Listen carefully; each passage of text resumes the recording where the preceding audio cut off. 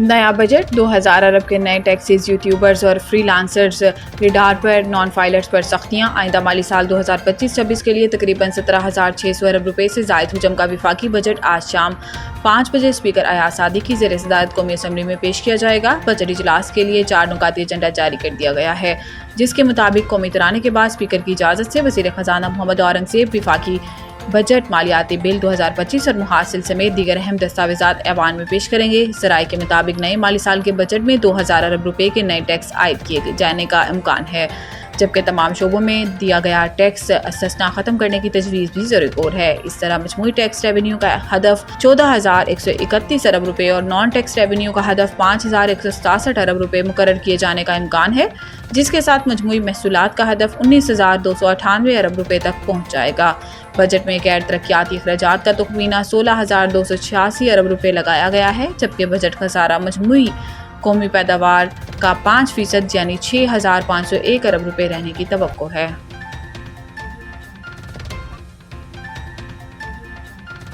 पाकिस्तान का कर्जा 6.7% से बढ़कर 760 खरब रुपए से मुतजावज़।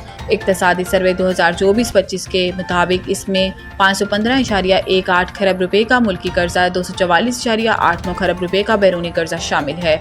मार्कअप के अखराजात ने मुकम्मल साल के बजट तखमीने का 66% इस्तेमाल किया, जिसका ज़्यादातर हिस्सा मुल्की कर्ज पर था। हुकूमत ने जुलाई था मार्च की मुद्दत में कर्ज की सर्विसिंग पर 64.39 खरब रुपए खर्च किए, जो पिछले साल की इसी मुद्दत के मुकाबले में कम रहा, जिसकी बुनियादी वजह बुनियादी सरप्लस में इजाफा था। हुकूमत ने कर्ज की पुख्तगी को तूल देने और कलील मुद्दती अदायगी के दबाव को कम करने के लिए तवील मुद्दती आलात जैसे पाकिस्तान इन्वेस्टमेंट बॉन्ड्स और स्कूक पर इन्हिसार किया। इस हिकमत अमली के तहत 2.4 खरब रुपए के टी बिल्स को रिटायर किया गया है, जबकि 2 साला जीरो कोपन PIB और 10 साला स्कूक भी मुतारिफ कराया गया है। बैरूनी कर्जा मार्च 2025 के इख्तिताम पर 87.4 बिलियन अमरीकी डॉलर रहा, जो जारी माली साल के पहले 9 माह में तकरीबन 883 मिलियन अमरीकी डॉलर का इजाफा जाहिर करता है।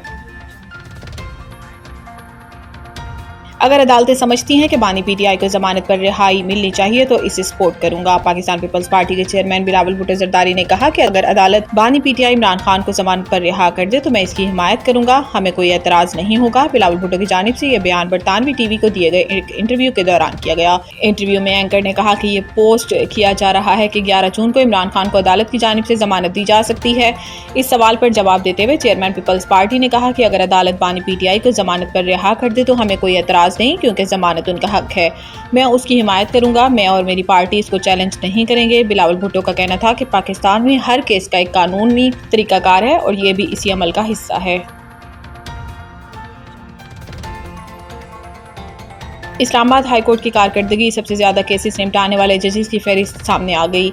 माह मई 2025 के दौरान इस्लामाबाद हाई कोर्ट ने काबिल ज़िक्र अदालती कारकर्दगी का मुजाहरा करते हुए मजमूई तौर पर 1415 मुकदमात निपटाए। सिंगल और डिवीजन बेंचेस पर मुश्तमिल इस कारकर्दगी रिपोर्ट के मुताबिक सबसे ज़्यादा केसेस जस्टिस इनाम अमीन मिनहाज ने निपटाए, जिन्होंने 274 केसेस का फैसला किया और सर फहरिस्त रहे। रिपोर्ट के मुताबिक जस्टिस मोहम्मद आजम खान 181 फैसलों के साथ दूसरे नंबर पर रहे। जस्टिस मोहसिन अख्तर कियानी 134 केसेस निपटाकर तीसरी पोजीशन हासिल की, जबकि कायम मकाम चीफ जस्टिस सरफराज रोगर ने 83 मुकदमात निपटाए। इसी तरह जस्टिस तारिक महमूद जहांगीरी ने 49, जस्टिस बाबर सितार ने 71, जस्टिस सरदार एजाज इसहाक खान ने 52, जस्टिस अरबाब मोहम्मद ताहिर ने 65, जस्टिस समन रफत ने 71, जस्टिस खादिम हुसैन सोमरू ने 80 और जस्टिस मोहम्मद आसिफ ने 113 मुकदमात निपटाए। डिवीजन बेंचेस की कारकर्दगी के मुताबिक जस्टिस सरफराज रोगर और जस्टिस मोहम्मद आसिफ पर मुश्तमिल बेंच ने 9 केसेस, जस्टिस मोहसिन अख्तर कियानी और जस्टिस एजाज इसहाक खान ने 2, जस्टिस मोहसिन कियानी और जस्टिस समन रिफत ने 25, जस्टिस तारिक जहांगीर और जस्टिस समन रिफत ने 9 केसेस निपटाए।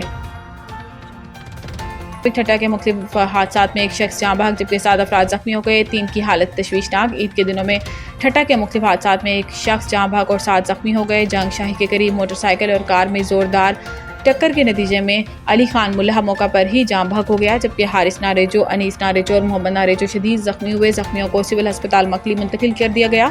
ड्राइवर को गिरफ्तार कर लिया गया है। गज्जू के करीब स्टॉप पर खड़े अफराद पर तेज़ रफ्तार कार चढ़ गई, जिसके नतीजे में मोहम्मद हनीफ, हबीब गुलाम नबी और अयाज मुल्ला शदीद जख्मी हो गए। तमाम जख्मियों में 3 की हालत तशवीशनाक बताई जाती है। पुलिस ने ड्राइवर का कार समेत हिरासत में ले लिया।